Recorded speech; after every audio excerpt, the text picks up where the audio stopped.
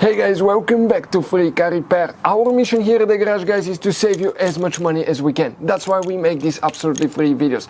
Let's go ahead and start on it now. Specifically, we're going to demonstrate here on 2012 Ford F-150, guys. You're going to have two different fuse boxes on Ford F-150.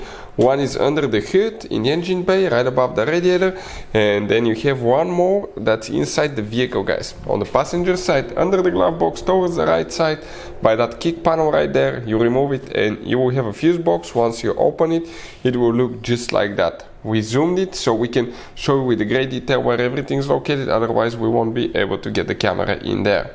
Now, before we explain which fuses for the cruise control switches, let's explain why it's super important to test fuses and relays.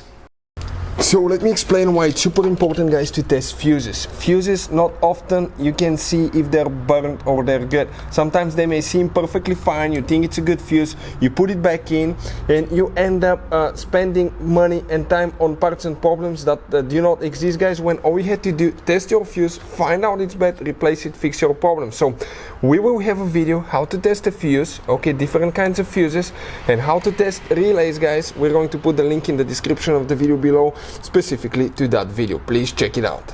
The fuse that you will need to check specifically, guys, is if you come right here in the left row from top to bottom, even if you have a missing fuse, you still count that spot. We have fuse number 1, 2, 3, 4, 5, 6, 7, 8, 9, 10, 11, 12. Fuse number 12, guys, 12 in a row, that 15 fuse, that's the one that you need to check specifically, guys, that fuse right there for the cruise control switch. Hey guys, hopefully the video was helpful.